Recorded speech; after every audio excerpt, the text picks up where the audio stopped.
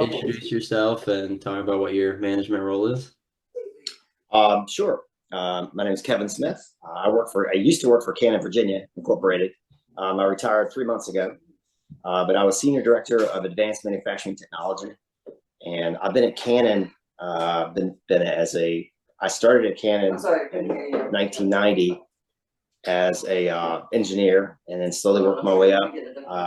Went through as an engineer and became manager, and then director and senior director. So I've managed a lot of different people over that time. And we're a manufacturing site that makes laser beam printers, the copy cartridges. We branched off into aerospace and all sorts of other things over time. Yep. Cool. Interesting stuff there. All right. So what do you feel are the most critical decisions that you make as a manager as opposed to an individual contributor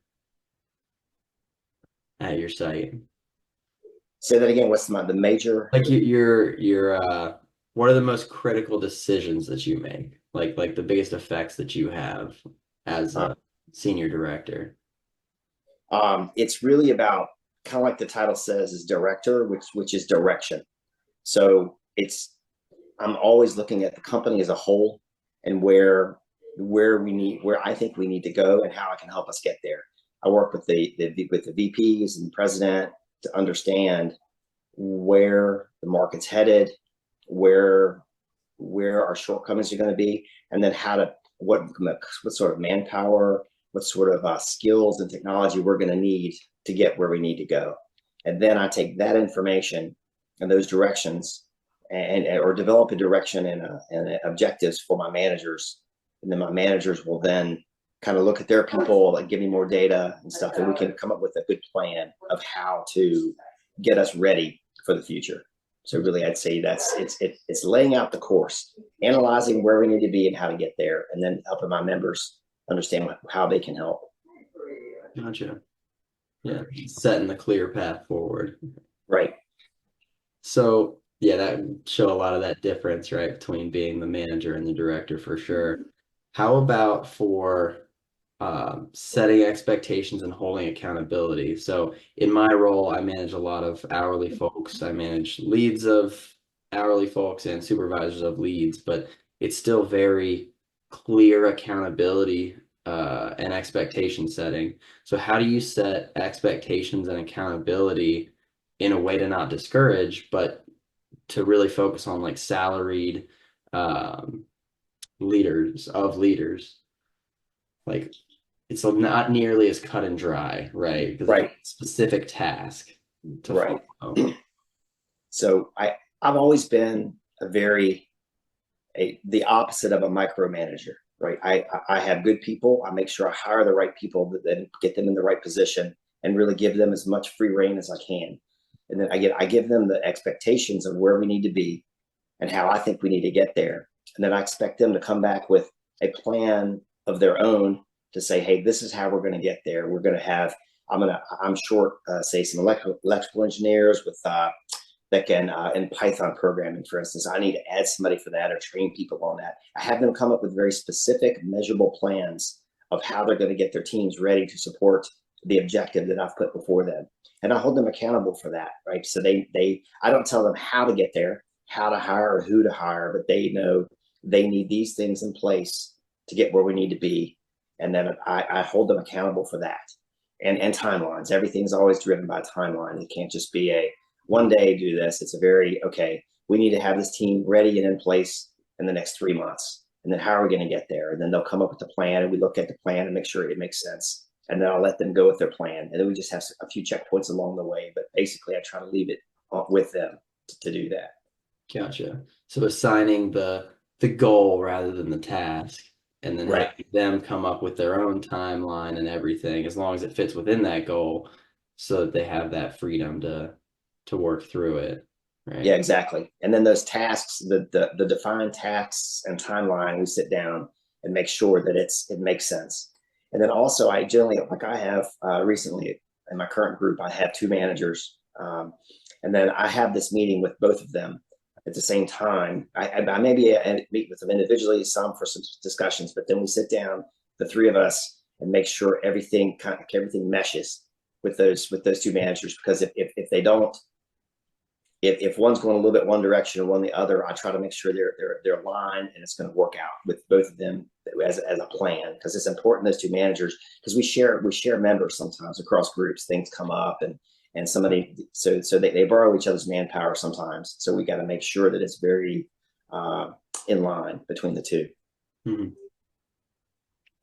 Makes sense. And then how do you, so when you have that, when you're sharing resources between two, how do you balance that out for your goal setting? That's kind of falls into where you were saying you need more electrical engineers for this or mechanical for that to kind of shift around, or?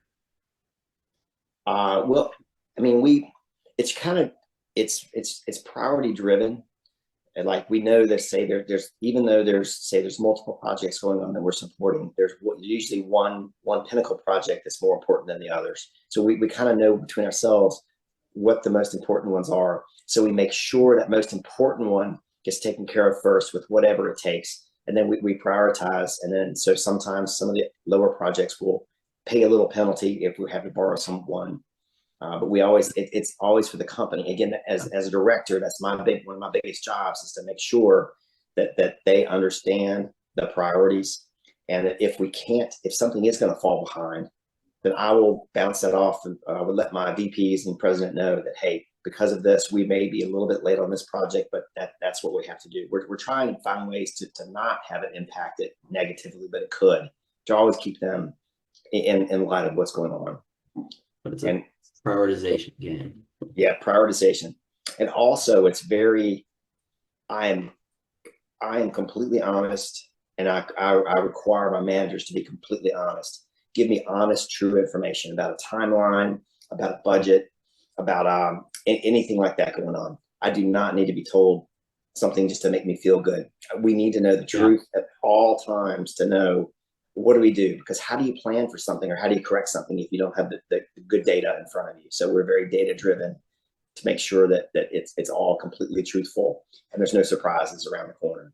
Yeah, that is one thing I'm very adamant. If a manager ever tells me something that's kind of, basically BS to make me feel good, we will have a serious conversation, and that won't happen. Yeah, absolutely. Need to have realistic expectations. Yeah, for sure.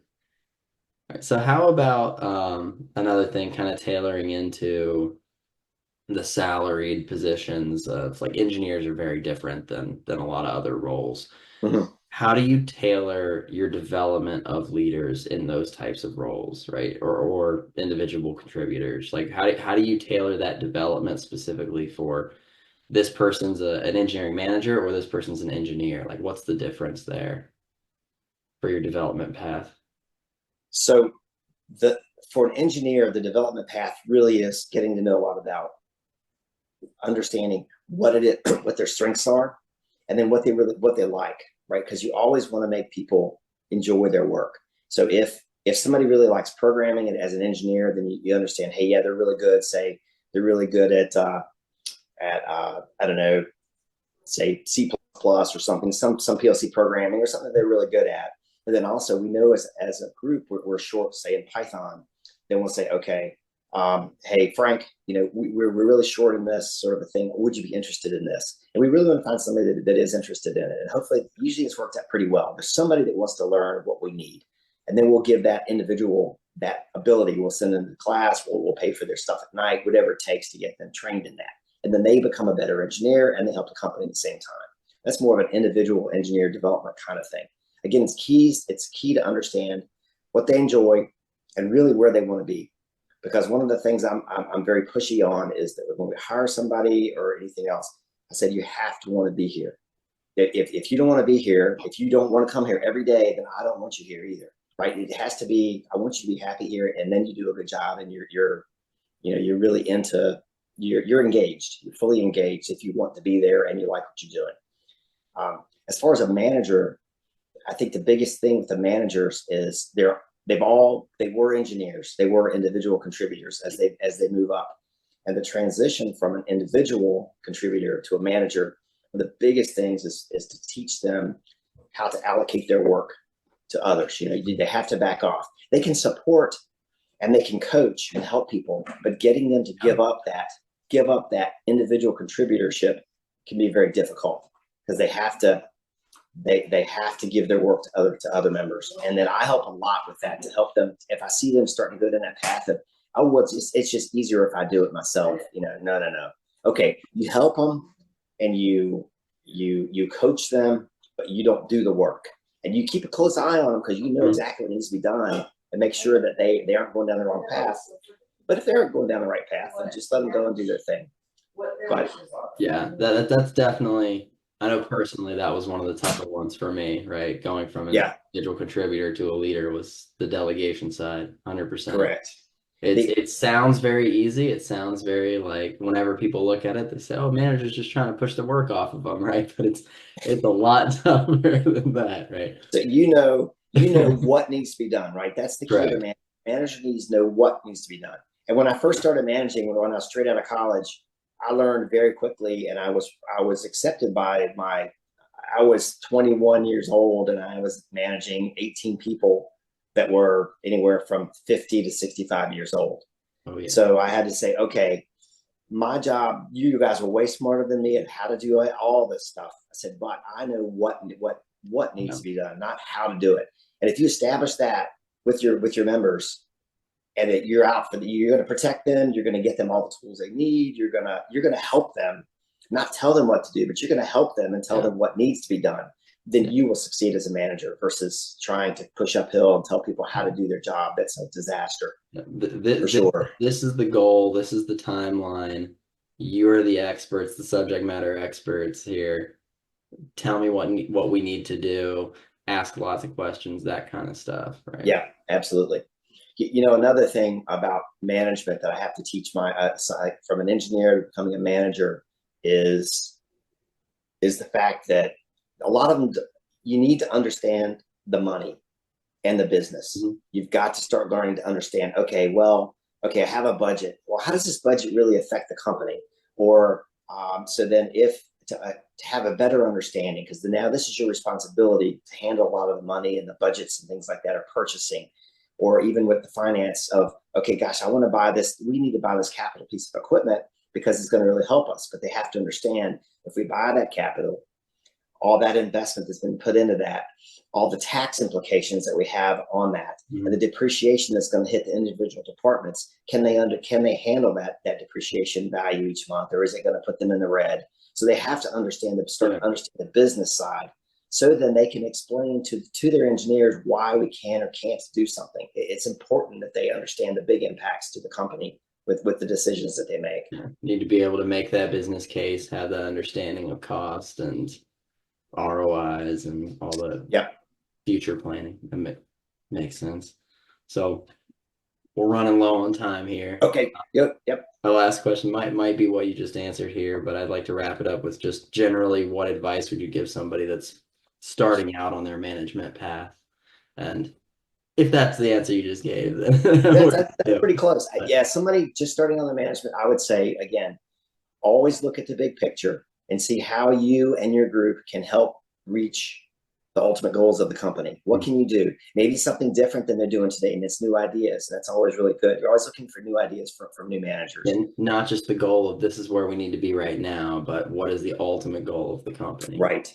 Yeah, a little bit of that futuristic view, and then how to develop your people, and then how to get along with your people. Create a team that trusts you. Never lie to your members. Give them the absolute truth all the time, and they'll begin to trust you and stay behind you.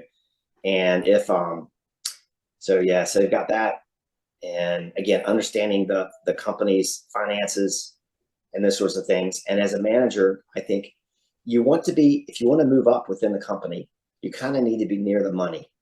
Because if you understand the money, and the closer you are to the money of the company, the more people that you get to know the VPs, the presidents, all the finance directors, and that's, oh yeah, something comes up. Oh yeah, well, this individual say, Hayden, he understands this. We see him all the time up here, and then your name will come up for promotions and different things if you're near the money and you have their ear.